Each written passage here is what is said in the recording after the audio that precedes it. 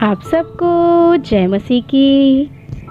आज का वचन निर्गमन अध्याय 29।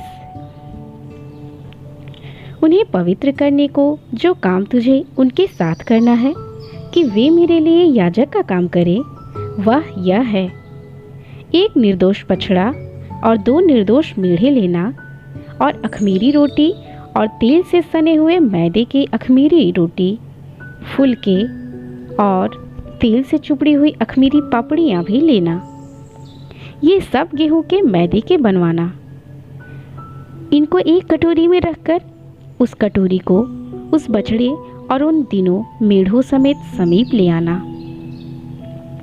फिर हारून और उसके पुत्रों को मिलाप वाले तंबू के द्वार के समीप ले आकर जल से नहलाना।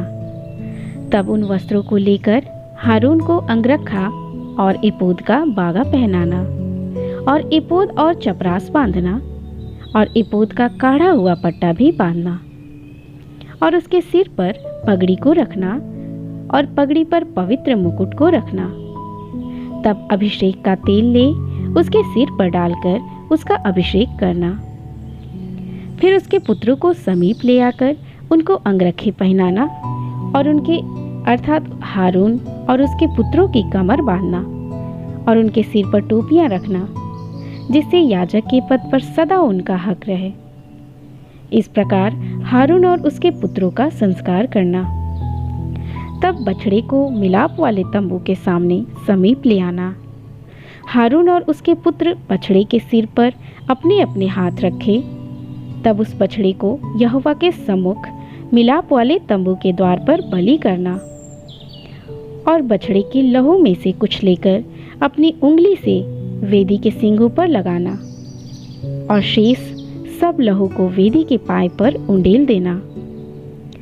और जिस चर्बी से अंतड़ियाँ ढपी रहती हैं और जो झिल्ली कलेजे के ऊपर होती है, उनको और दोनों गुर्दों को उनके ऊपर की चर्बी समेत लेकर सबको वेदी पर जलाना। परंतु बछड़े का मांस और खाल और गोबर छावनी से बाहर आग में जला देना, क्योंकि यह पाप बलि होगा। फिर एक मेढ़ा लेना, और हारून और उसके पुत्र उसके सिर पर अपने अपने हाथ रखे। तब उस मेढ़े को बलि करना, और उसका लहू लेकर वेदी पर चारों ओर छिड़कना। तब उस मेढ़े को टुकड़े टुकड़े काटना, और उसकी अतड़ियों और पैरों को धोकर उसके टुकड़ों और सिर के ऊपर रखना, और उस पूरे मेढ़े को वेदी पर जलाना। तब वह तो यहोवा के लिए होम बलि होगा, वह सुखदायक सुगंध और यहोवा के लिए हवन होगा। फिर दूसरे मेढ़े को लेना, और हारून और उसके पुत्र उसके सिर पर अपने अपने हाथ रखें। तब उस मेढ़े को बलि करना, और उसके लहू में से कुछ लेकर हारून और उसके पुत्रों के दाहिने कान के सिरे पर और उनके दाहिने हाथ और दाहिने पांव के अंगूठों पर लगाना, और लहू को वेदी पर चारों ओर छिड़क देना। फिर वेदी पर के लहू और अभिषेक के तेल, इन दोनों में से कुछ कुछ लेकर हारून और उसके वस्त्रों पर और उसके पुत्रों और उनके वस्त्रों पर भी छिड़क देना। तब वह अपने वस्त्रों समेत और उसके पुत्र भी अपने अपने वस्त्रों समेत पवित्र हो जाएंगे। तब मेढ़ों के संस्कार वाला जानकर उसमें से चर्बी और मोटी पूंछ को, और जिस चर्बी से अतड़ियाँ ढपी रहती हैं उसको, और कलेजे पर की झिल्ली को, और चर्बी समेत दोनों गुर्दों को, और दाहिने पुट्ठे को लेना, और अख़मीरी रोटी की टोकरी जो यहोवा के आगे धरी होगी, उसमें से भी एक रोटी और तेल से सने हुए मैदे का एक फुलका और एक पपड़ी लेकर इन सब को हारून और उसके पुत्रों के हाथों में रखकर हिलाए जाने की भेंट ठहरा के यहोवा के आगे हिलाए जाए। तब उन वस्तुओं को उनके हाथों से लेकर होम बलि की वेदी पर जला देना, जिससे वह यहोवा के सामने सुखदायक सुगंध ठहरे। वह यहोवा के लिए हवन होगा। फिर हारून के संस्कार का जो मेढ़ा होगा, उसकी छाती को लेकर हिलाए जाने की भेंट के लिए यहोवा के आगे हिलाना, और वह तेरा भाग ठहरेगा। और हारून और उसके पुत्रों के संस्कार का जो मेढ़ा होगा, उसमें से हिलाए जाने की भेंट छाती जो हिलाई जाएगी और उठाए जाने का भेंट वाला पुट्ठा जो उठाया जाएगा, इन दोनों को पवित्र ठहराना। और ये सदा की विधि की रीति पर इस्राएलियों की ओर से उसका और उसके पुत्रों का भाग ठहरे, क्योंकि ये उठाए जाने की भेंटें ठहरी हैं। और यह इस्राएलियों की ओर से उनके मेल बलियों में से यहोवा के लिए उठाए जाने की भेंट होगी। हारून के जो पवित्र वस्त्र होंगे वह उसके बाद उसके बेटे पोतों आदि को मिलते रहे, जिससे उन्हीं को पहने हुए उनका अभिषेक और संस्कार किया जाए। उसके पुत्रों में से जो उसके स्थान पर याजक होगा, वह जब पवित्र स्थान में सेवा टहल करने को मिलाप वाले तंबू में पहले आए, तब उन वस्त्रों को 7 दिन तक पहने रहे।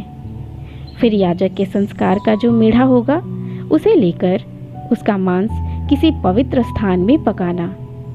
तब हारून अपने पुत्रों समेत उस मेढ़े का मांस और टोकरी की रोटी दोनों को मिलाप वाले तंबू के द्वार पर खाए। जिन पदार्थों से उनका संस्कार और उन्हें पवित्र करने के लिए प्रायश्चित किया जाएगा, उनको तो वे खाएं, परंतु पराये कुल का कोई न उन्हें खा नहीं पाए, क्योंकि वे पवित्र होंगे। यदि संस्कार वाले मांस या रोटी में से कुछ सवेरे तक बचा रहे, तो उस बचे हुए को आग में जलाना, वह खाया न जाए, क्योंकि वह पवित्र होगा। मैंने तुझे जो जो आज्ञा दी है, उन सबों के अनुसार तू हारून और उसके पुत्रों से करना, और 7 दिन तक उनका संस्कार करते रहना। अर्थात पाप बलि का एक बछड़ा प्रायश्चित के लिए प्रतिदिन चढ़ाना। वेदी को भी प्रायश्चित करने के समय शुद्ध करना और उसे पवित्र करने के लिए उसका अभिषेक करना। 7 दिन तक वेदी के लिए प्रायश्चित करके उसे पवित्र करना, और वेदी परम पवित्र ठहरेगी, और जो कुछ उससे छू जाएगा वह भी पवित्र हो जाएगा। जो तुझे वेदी पर नित्य चढ़ाना होगा वह यह है: प्रतिदिन 1-1 वर्ष के 2 भेड़ के बच्चे, एक भेड़ के बच्चे तो भोर के समय और दूसरे भेड़ के बच्चे को गोधूली के समय चढ़ाना। और पहले भेड़ के बच्चे के संग हीन की 1/4 कूट के निकाले हुए तेल से सना हुआ एपा का 10वां भाग मैदा, और अर्घ के लिए हीन की 1/4 दाख मधु देना। और दूसरे भेड़ के बच्चे को गोधूली के समय चढ़ाना, और उसके साथ भोर की रीति के अनुसार अन्न बलि और अर्घ दोनों देना, जिससे वह सुखदायक सुगंध और यहोवा के लिए हवन ठहरे। तुम्हारी पीढ़ी से पीढ़ी में यहोवा के आगे मिलाप वाले तंबू के द्वार पर नित्य ऐसा ही होम बलि हुआ करे।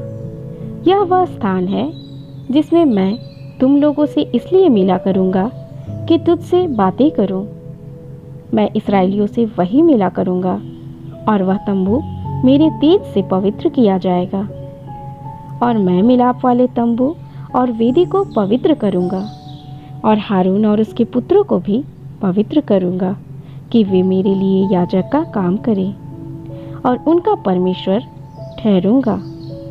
तब वे जान लेंगे कि मैं यहोवा उनका परमेश्वर हूँ, जो उनको मिस्र देश से इसलिए निकाल ले आया कि उनके मध्य निवास करूँ। मैं ही उनका परमेश्वर यहोवा हूँ।